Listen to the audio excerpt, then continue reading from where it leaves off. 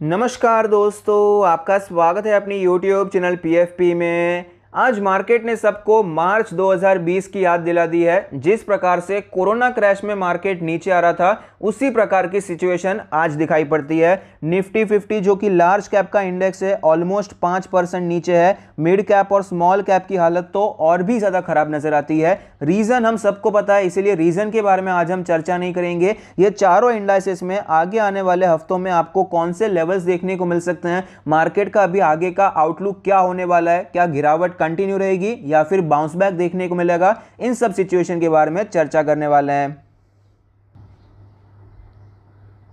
सबसे पहले निफ्टी 50 के बारे में बात करते हैं। निफ्टी के लिए 16,800 का लेवल बहुत ही ज़्यादा इंपॉर्टेंट लेवल था।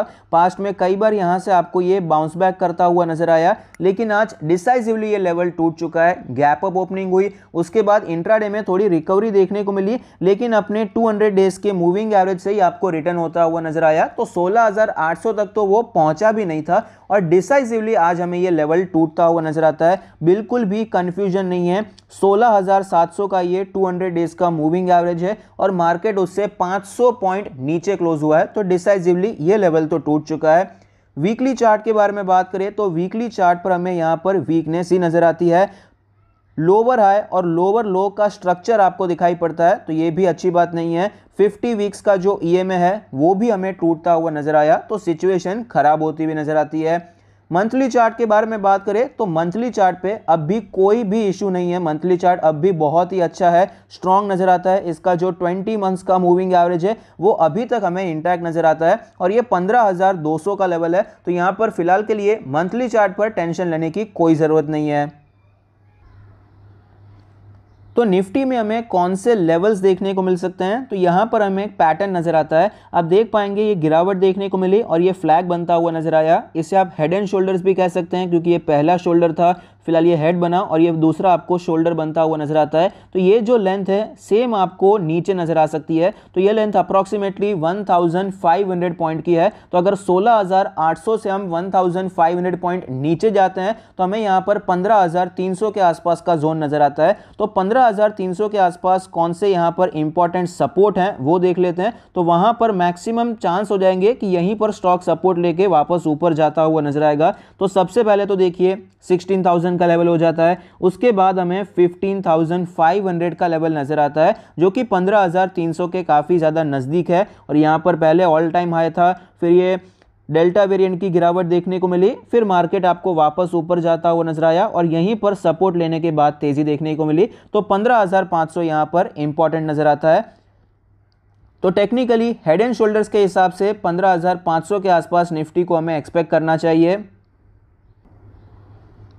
अभी फिलहाल के लिए उससे ज़्यादा बियरिश होने की ज़रूरत मुझे दिखाई नहीं पड़ती है, क्योंकि 16,000 भी एक इंपॉर्टेंट लेवल होने वाला है। जिस प्रकार यहाँ पर ब्रेकडाउन देखने को मिला, सब लोग बहुत ही ज़्यादा बियरिश हो गए थे, लेकिन उसके बाद एक अच्छी रैली देखने को मिली। तो ये 16,000 से भी आपको एक अच्छा बाउंस देखने को मिलेगा। तुरंत ही मार्केट आपको क्रैश होता हुआ नजर आएगा, जैसे मार्च 2020 में हुआ था। बिल्कुल भी रिकवरी देखने को नहीं मिली। ऐसी सिचुएशन फिलहाल मुझे तो नज़र नहीं आती है, ऐसा मेरा मानना है। और यहाँ पर बियरिशनेस आपको टोटली खत्म होती भी नजर आ सकती है। अगर कल के कल मार्केट इस लेवल के ऊपर निकल जाता है और क्लोज दे देता है तो मार्केट में वापस आपको स्ट्रेंथ बढ़ती हुई भी नजर आ सकती है। इसके चांसेस ऑफ कोर्स कम है, लेकिन टेक्निकली अगर ऐसा होता है तो मार्केट में वापस आपको स्टेबिलिटी थोड़ी बहुत लौटती हुई नजर आ सकती है, लेकिन वॉलेटिलिटी तो रहने ही वाली है।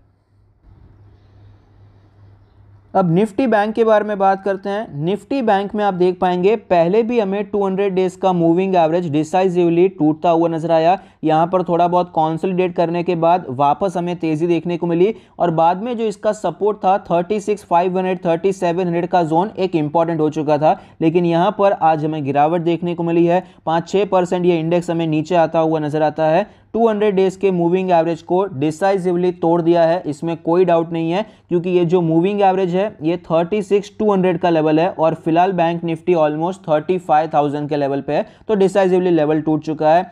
वीकली चार्ट के बारे में बात करें तो वीकली चार्ट पर हमें नजर आएगा कि सिचुएशन यहां पर थोड़ी सी और खराब नजर आती है, क्योंकि ऑलरेडी ये जो वीकनेस देखने को मिली फिर बाउंस हुआ था, यहां से ऊपर जाता तो अच्छी बात होती, लेकिन ये दूसरी बार ये लेवल हमें टेस्ट होता हुआ नजर आता है, तो इससे वीकनेस थोड़ी और बढ़ जाती है।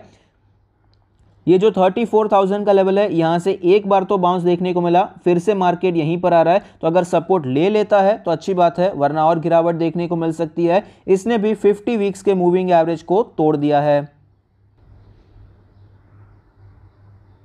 निफ्टी बैंक पिछले कई महीनों से, एक साल से ज़्यादा हो चुका है कि एक ट्रेंड लाइन को फॉलो करता हुआ नजर आता है। इस ट्रेंड लाइन पे कई बार आया है, सपोर्ट लिया है और वापस हमें ये ऊपर जाता हुआ नजर आता है। फिलहाल ये इसी ट्रेंड लाइन पे है। ये 35,000 का लेवल इंपॉर्टेंट है, यहाँ से रिवर्स हो जाता है तो अच्छी बात है, लेकिन सिचुएशन अगर खराब रहती है तो ये लेवल अगर टूटता हुआ नजर आता है तो 34,000 का एक लेवल हमें दिखाई पड़ता है। लेकिन ट्रेंड वाइज यहाँ पर पॉसिबिलिटी ज़्यादा हो जाएगी कि गिरावट देखने को मिलेगी, क्योंकि एक बार तो ऑलरेडी टेस्ट हो गया है, तो अगर फिर से आता है तो ये सपोर्ट पहले जितना स्ट्रांग नहीं रहेगा और वीकनेस बढ़ने के चांसेस बढ़ जाएंगे। तो नेक्स्ट लेवल सीधा 32,000 का लेवल नजर आता है। ये जो लेवल है यहां पर 4 हफ्ते तक सपोर्ट लेने के बाद तेजी आई थी, तो 32,000 है।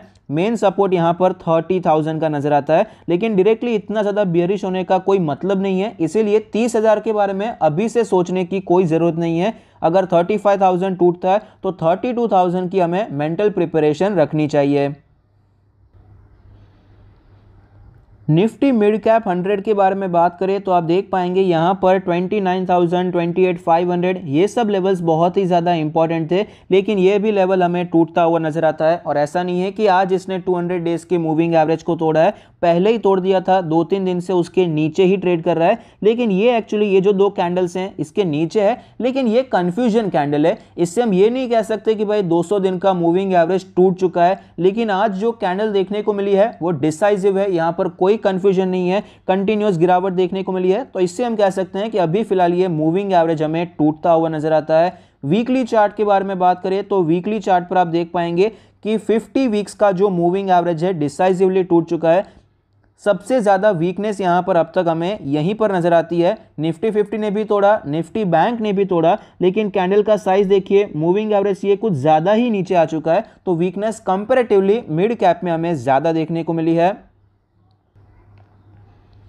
और लेवल्स के बारे में बात करें तो 28,500 का लेवल बहुत ही ज़्यादा इंपॉर्टेंट था। यहाँ पर रेजिस्टेंस लेने के बाद ब्रेकआउट हुआ था, तो ये लेवल एज अ सपोर्ट देखने को मिला, लेकिन जैसे ये लेवल टूट चुका है तो नेक्स्ट सपोर्ट हमें डायरेक्टली 25,000 का लेवल देखने को मिलता है। ये सब हमने पहले भी एक बार डिस्कस किया है कि मिड कैप में इतनी गिरावट हो सकती है। 1-2 हफ्ते हमने पहले ही डिस्कस किया था, जहाँ पर मैंने आपको रीजंस पहले से बता दिए थे कि ये कुछ रीजंस हैं जिसके कारण मार्केट में वीकनेस देखने को मिल सकती है। बहुत इंपॉर्टेंट वीडियो है, अगर आपने वो वीडियो अभी तक नहीं देखा है तो टॉप राइट कॉर्नर पे आपको लिंक मिल जाएगी, आप वो वीडियो देख सकते हैं।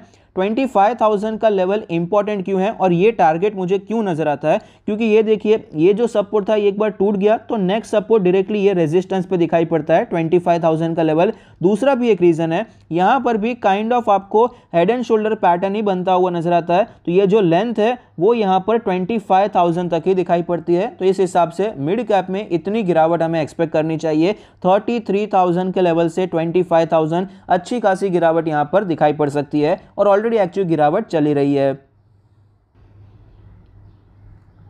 निफ्टी स्मॉल कैप 100 के बारे में बात करें तो यहां पर तो डिसाइसिवली आपको 200 डेज का मूविंग एवरेज 3 दिन पहले ही टूटता हुआ नजर आया था, और आज यहां पर और भी ज्यादा गिरावट देखने को मिली है। कंटिन्यूअसली नीचे आ रहा है, ऑलरेडी 12,000 के रीसेंट हाई से ये 9,500 तक आ चुका है, अच्छी खासी गिरावट देखने को मिली। वीकली चार्ट के बारे में बात करें तो आप देख पाएंगे 50 वीक्स का जो मूविंग एवरेज है कैंडल के हायर साइड पे है, ऑलरेडी काफी ज्यादा नीचे आ चुका है। ये लेवल अभी जितना ज्यादा ये निफ्टी स्मॉल कैप जितना 50 वीक्स के मूविंग एवरेज के नज़दीक है, उससे ज़्यादा नज़दीक फिलहाल ये 100 वीक्स के मूविंग एवरेज से, तो काफ़ी ज़्यादा वीकनेस हमें यहाँ पर नज़र आती है।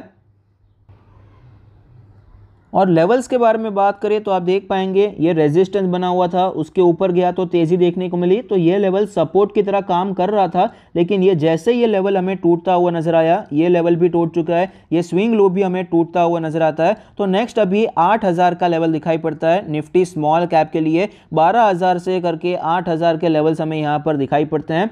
8,000 क्यों? क्योंकि यहां पर आपको कॉन्सोलिडेशन देखने को मिला।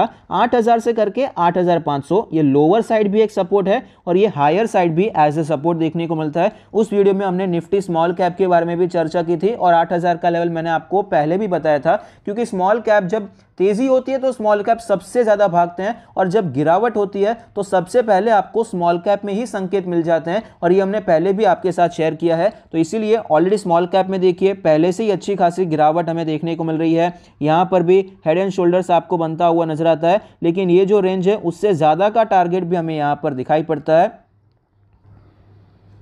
तो फिलहाल मार्केट में वीकनेस है, और ये वीकनेस आपको कंटिन्यू रहती हुई नजर आ सकती है, इसमें कोई डाउट नहीं है। ये एक्सेप्ट करना बहुत ज़्यादा ज़रूरी है। और साथ ही साथ अगर यहाँ पर हमें बाउंस बैक देखने को मिलता है, जो निफ्टी के चार्ट पे मैंने आपको दिखाया, आज का जो आया था उसके ऊपर अगर कल मार्केट क्लोज कर देता है तो ये निफ्टी के लिए पॉजिटिव रहेगा। मार्केट फिर से थोड़ा सा स्टेबल होने की कोशिश कर सकता है।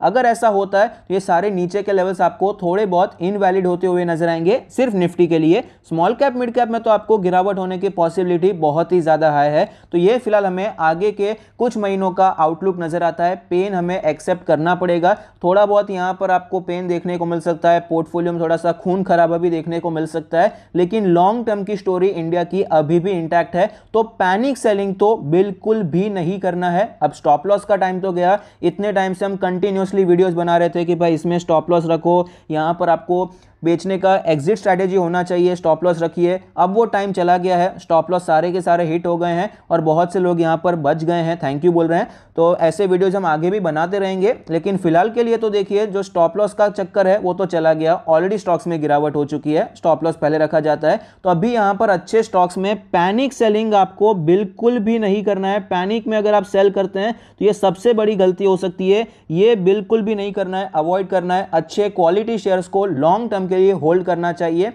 क्योंकि इंडिया स्पेसिफिक प्रॉब्लम आपको ये नजर नहीं आता। और मार्केट है, मार्केट में थोड़ा बहुत वॉलेटिलिटी चलता रहता है। कंपनी के क्वालिटी पे फोकस कीजिए और लॉन्ग टर्म के ग्रोथ पर आपको फोकस करना चाहिए। नेक्स्ट वीडियो में हम ये डिस्कस करेंगे कि हमें कौन सा इन्वेस्टमेंट आइडिया हम चूज कर सकते हैं, कैसे इस मार्केट फॉल की अपॉर्चुनिटी का हम फायदा उठा सकते हैं। Thank you, stay happy, happy investing.